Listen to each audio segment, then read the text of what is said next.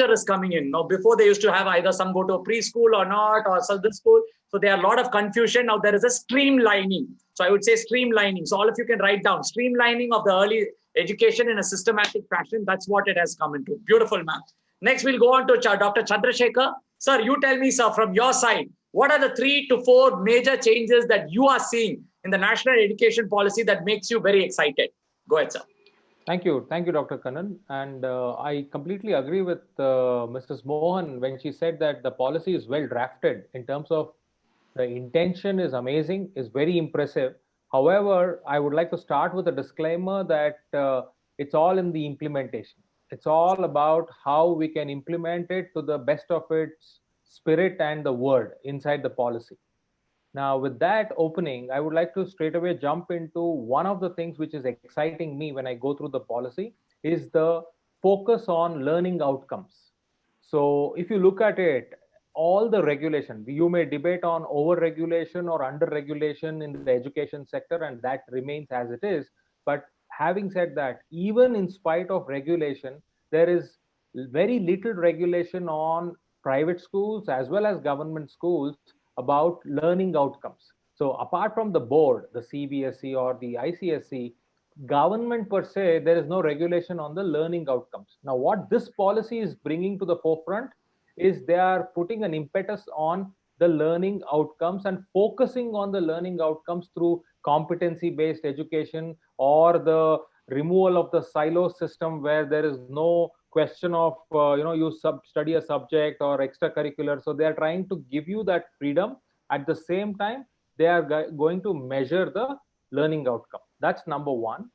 Number two, which I really like in this policy is the revamp or bringing in the culture of assessment.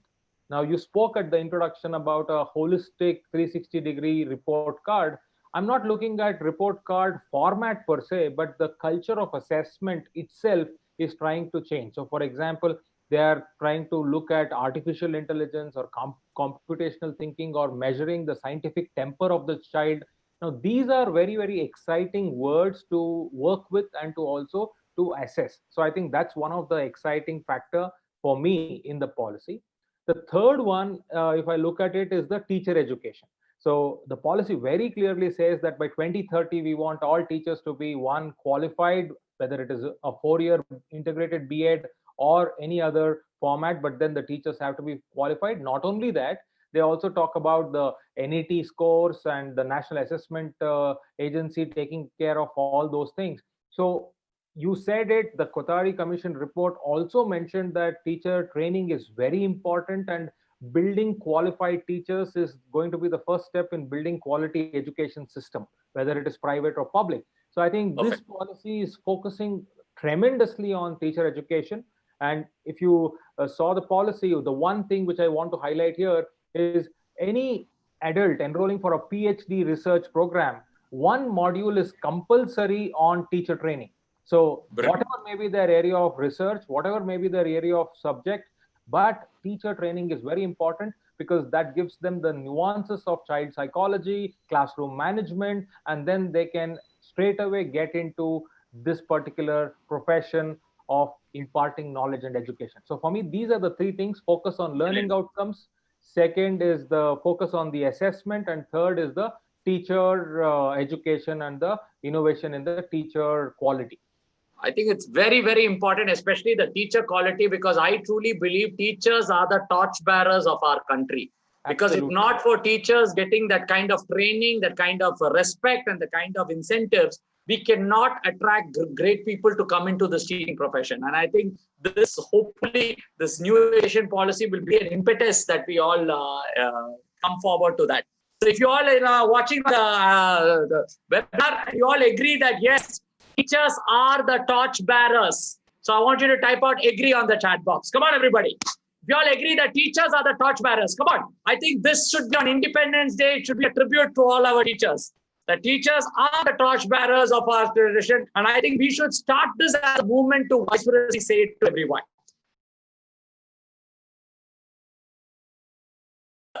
Sir, you have IGCSE school with you. You talk about a lot about globalization. Now here the policy says on Indianization also, with Indian values, plus 3 languages, plus your globalization, one more language. So how does all this new education policy fit into an IB, IGCSE curriculum? And what would be the challenges for you to now balance? And because as it is, teachers have so much already on their plate. Now, how are they going to balance this new policy, bring in the new things and bring everything together as a cohesion? So how is that possible? Over to you, sir. Well, Dr. Kannan, I think I will take it in this direction. Number one, with again a disclaimer or a rider that, as Mr. Bhavin rightly said, towards the last part of his speech, the episode series with the hero missing. The policy, to quote the former Secretary Education, Sri Anil Swarup, the policy very conveniently ignores 50%, almost 50% of the private schools in the country. Now, if you look at the standing of the Indian private school system, we rank number 3. The first is the Indian public school or the government school system. 2 is the Chinese school system, and 3 is our Indian private school system. But almost 47.5% of our students in India study in private schools, but this policy do not speak much about that. Now, with that disclaimer, let me get into the challenges, and I'll come to your IGCSE IB part as well. Now, the first challenge, even assuming that the policy is focusing thumbs up on the government schools, improving the quality and all that. Now, just take an example of this lady called Sangeeta Kashyap. Now, Sangeeta Kashyap is very famous in Madhya Pradesh, and to be precise, Indore. Why? Because of the last 24 years of her employment, she is absent for 23 years. Oh my God. Okay. And she's in the government school system. Now, she was teaching at the Ahilya Ashram school. Now, why do I say this? Is the policy, maybe it is fantastic about bridging the gap, no silos and all that, but what are you doing with teacher absenteeism? What are you doing with teacher absenteeism? Now, that's a big challenge. The ideas may be worth its weight in gold, but who's going to implement it? Your teacher is not there. Out, the record says, as per the statistics, in every school, out of every 4 teachers, 2 are absent, and in that 2 who are present, 1 do not teach.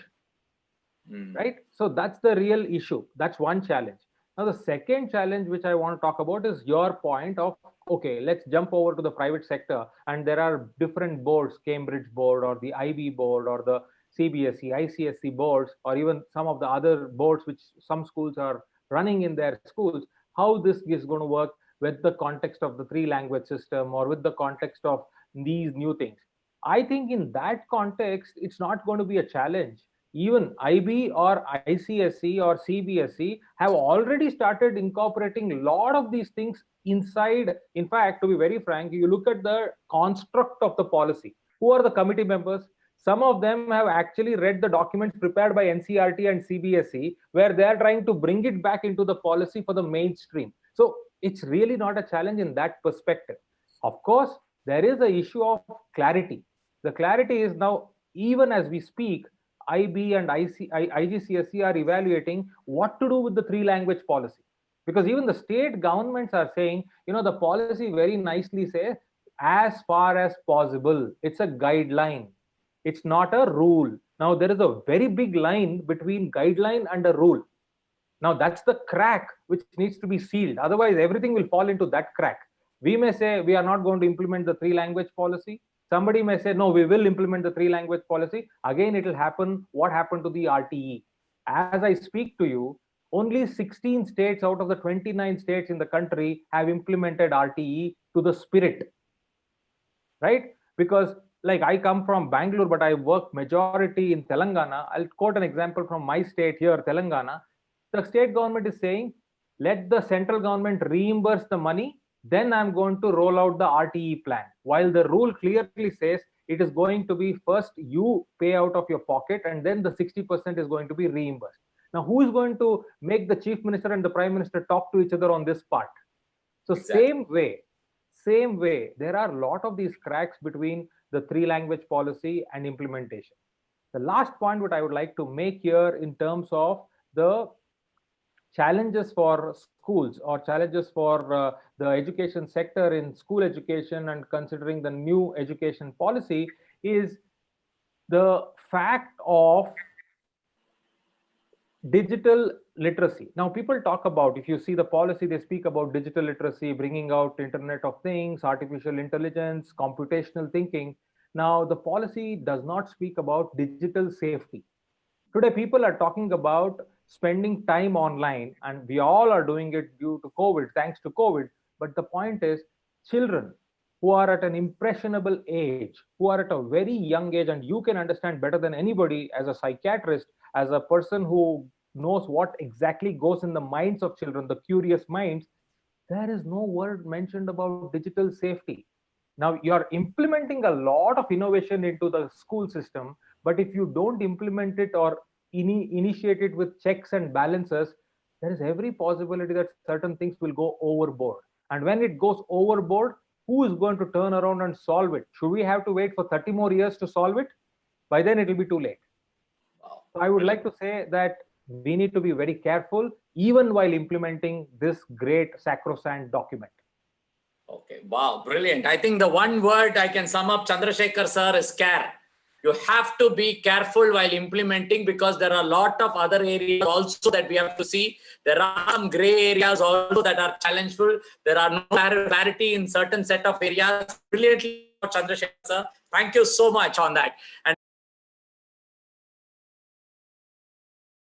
language policy should be that, type out 3. If you agree 2 language should be that, type out 2. Let it go, go, go, everyone, go. 3, 3, 3, 3, 2. Come on, everyone, 3, 3, 3. I think it's a unanimous 3. Holistic 3, holistic 3. That's it. The verdict is right over here. We have 700 people over here. And the right is very, very clear that most of us wants a 3 language so that our children can go all across India, because India is one. Yes or no? Yes, I think all of us agree that India is one, and we need a language to connect all of us. And that's very, very important. And now I go to Chandrasekhar, and then we'll go to Bhavani Shankar on controversies. Chandrasekhar sir, considering Bhavin Shah was very elusive, I will go to you directly. How do you feel, sir? I was going through Facebook.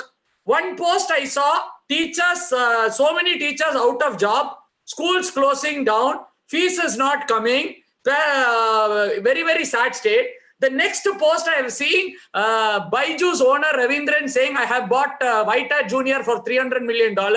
I am ready. Money is not a problem. Any great company I am ready to do. I am growing year on year. I am having so many crores as profit. And I was itself confused myself. Being a person in education, sir, and now with this new policy, there is going to be restriction of fees. Now, if fees is not going to come in at the right time, at the right amount, then how do private institutions serve their community, number one? Number two, from the 6% GDP, I don't think anywhere it's mentioned something is going to come to private schools. It is going to be predominantly for government schools. So where are the private schools going to get the funding to implement all this vocational and all the ASNLs and everything and AI and artificial intelligence and bring in new people and upskill the old teacher? A 50-year-old teacher has to be now skilled to equal to a 30-year-old teacher. A new exam is going to come. Everybody has to take a 3-year exam. All of this requires money. This is on one side. Second question, 10 grounds also there is a school. In 10 acres also there is a school. Now, where is the 10-ground school going to come up with holistic education, sports integrated, a holistic report card? So will this not bring the haves and have-nots distance larger? That is, I studied in a good 10-acre school with great infrastructure, paying a good fees. I get all the holistics of NEP. I study in a poorer school, a mid-segment school with a less amount of ground in a crowded area. I hardly get anything of NEP. Then what will be on a report holistic card saying that, yes, you have done all of this, like, you know, those, what happened to the CCE system? Will that be the ones that is coming right now? These are the questions I want you to answer in the controversies. Go ahead, sir. Well, Dr. Kannan, I think you have touched the most painful nerve for anybody when you talk about the policy. Let me try and attempt answering your questions one by one. But before even I get there, the point on Byju's, that's a classic example of right hand not knowing what left hand is doing. At least that's the perception Byju's thought they were doing. Because if you look at the depth of White Hat Junior, the initial investors were Byju's owners itself. The promoters are the same. So it is just that they handed over and transferred the property or the shares to the other side, and that's a different thing. So about Byju's, that's what I would like to say, and nothing more on that. Coming back to the policy, Now, your first question was about how the investment is going to be channelized. Who is going to give you the money for running all of this? See, let's understand this. Again, successfully, the policy has not spoken a single word. In fact, they have created a barrier or a barricade against for profit education. So, even today, anybody who reads the policy will get an opinion, not somebody from the education sector, but anybody from the outside the world. If they read the policy, the judgment or the verdict is for profit education in India is a crime, next only to a crime, right? And let me give you a statistics. Out of the 10 top economies of the world, 9 countries permit for profit education. Only India do not permit for profit education. You already covered that point in the speaking about US or other countries including Australia. Now, if you look at investment, if you look at this, I personally feel this statistics will give you a clarity. Now, you look at, for every 100 rupees a private school spends on educating a child, government spends 300 rupees. So that means one third is the cost at which we are able to get quality outcome in a private school as compared to a government school. Now, this very fact itself says that the government school education system of implementation is ineffective and the private schools are 3 times more effective. Now, why am I trying to draw your attention to this particular piece of statistics is government should, it's high time to realize that we should not be in the business of running schools, but we should be in the business of funding schools. So Okay. the whole idea is, see, what is government? Government is provide all the resources, provide the framework, put the right people on the job, and run the show. That is governance. Now, if I say I am only putting the resources, I am only deciding the guidelines, and I am only sitting and running the show, then which person is answerable to which person? So the question here remains to be answered, that the governance is ineffective when it comes to running. The government should move back, take a step back, and talk about, let's fund schools, both in the private sector, public sector. There are experiments, public-private partnerships are done, where there the problem was, government said, we will pay the staff salaries, we will take care of the infra part for you, but you run the show. But then the problem was, the staff members or the teaching community realize that the money comes from the government kitty, their answerability, loyalty, and accountability shifted to the government, which means again the quality became ineffective. So there are issues which we need to sort out, which are deeper than what we are discussing here, where there needs to be a clarity on for profit education for the right purpose. So Exactly. till that is sorted out, your investment part will always be a question mark. No matter any number of policy amendments and changes will happen, but this investment part will still be a question mark. And that great question of Byju's or any private player can raise funds both from the equity market as well as from foreign, but a government or a private school owner is still have to run from bank to bank or NBFC to get some funding for just building a science lab or a math lab or putting a tennis court in the school is a problem. Now, that is my answer to the first question. The second Brilliant. question, the second question which you spoke is a bigger question and a more graver problem to handle. In fact, people feared the same thing with RTE. When RTE was introduced, they said this is only going to divide people on caste, religion, and other things, because an auto rickshaw driver's son is going to be sitting in a classroom, the same classroom where maybe some other IT professional son is sitting, and then he will have more access to a lot of gadgets, technology, skills, but this boy will not have. What is going to happen? I think that's not going to be the challenge in terms of implementing this, because I firmly believe, this is my personal belief, education inside the school is not directly dependent on the infrastructure of the school. So your 10-acre campus to a 10-room campus will not directly impact the quality as long as the teacher is able to do justice to the subject and the child. So But it's what not going about to be that. sports and holistic stuff, sir? Yes. That's what. So when it comes to sports and holistic, government has to create that kind of an environment, which I'm sure they will do. is about allowing students to participate and have access to maybe corporation playgrounds or swimming pools and other things. But then again, it all boils down to the proactivity of the headmaster, the DEO. Because see, I'll tell you, in the government sector, if you are proactive, you can move mountains. And if you are not proactive, you cannot move a piece of paper. So it's all about the person. So this policy directly gives you the framework to work with it. They'll give you a balance sheet or a mark sheet and then say, okay, you can balance the scores for the children on these parameters. But at the end of the day, it is the implementation, as we have been discussing. It is the teacher, it is the headmaster, it is the school principal, it is the whole team, the community of educators who have to come together. I can sit down and put false grades and say holistic report card is filled up, even in a private school. Right? So that nobody is going to measure and match.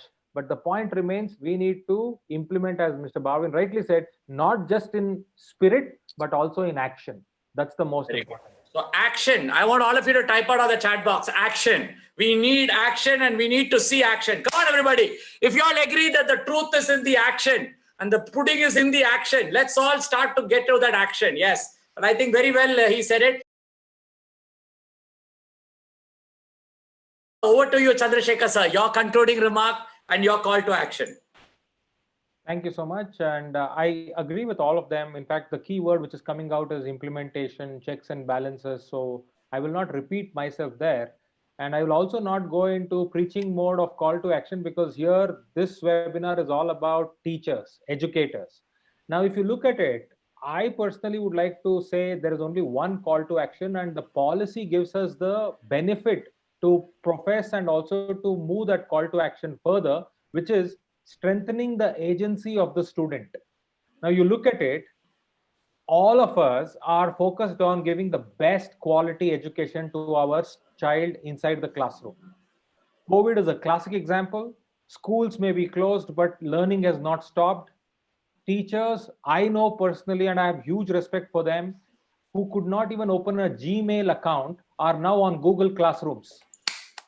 Yeah. So brilliant. The whole idea here is to give value and quality to children. And this policy, if you look at it from the call to action perspective, gives you a fantastic opportunity to do all of that innovation in your classroom. Forget about it. Whether the policy says it is for government schools, it is not for private schools, it doesn't matter. You are a teacher in India, you are a teacher in 2020, and this policy is relevant to you. So use it to strengthen the agency of the child. Inter-curriculum or the shifting between different things or the entry and exit, all those practical aspects are already available now. You have a bigger framework. And in fact, if I have to put it in this way, Madam spoke about fast food. I will say it's a buffet. You've got all options at your disposal. Now you got to use it to make the child better. Remember, my concluding statement would be only this. Education is not qualification or information, but education is transformation. So transformation can happen thanks to this policy. It's going to be there. And let me also say that we are not going to get results in a hurry. This is going to take 20 years. Some of us may not even be in the education space actively involved. But at the end of the day, it's a seed. It will take its time for it to give the fruits, but we have to do it. In fact, I can go at length about talking about NEP, Dr. Kannan. I have been sharing you those reports. I can share, if you permit me, on the chat window so that people can actually look at what are the other things they can look at from the teacher perspective, from the parent perspective. Sure, because I don't want to talk about those things, but I would conclude by saying education is not information, but education is transformation. Brilliant, sir. Brilliant. And I think that's something very beautifully told by all the panelists. Having you. Thank you, Chandrasekhar sir. It's a great honor and privilege. I'm waiting for the lockdown to get over to meet all of y'all again in person. And looking forward to chat with all of y'all with a lot of other knowledge. So with this, thank you all for all of you being here. And thank you so much. This is available on YouTube. You can go back and please watch this webinar. I would request all the teachers, principals, school owners, please go watch this webinar again. Because the first time when you heard it, it would have been a lot of information. Second time, third time, when you get it, you will get the real meaning, because it's very rarely do you see people of this quality, this essence, this level of integrity coming up and talking so openly about their challenges and their controversies and the changes they are looking forward, and such an apolitical, I repeat, apolitical discussion that we had over here from all formats and all those things. So thank you all. Thank you all, and God bless all of you all, and looking forward to seeing all of you all again in future webinars. Yeah.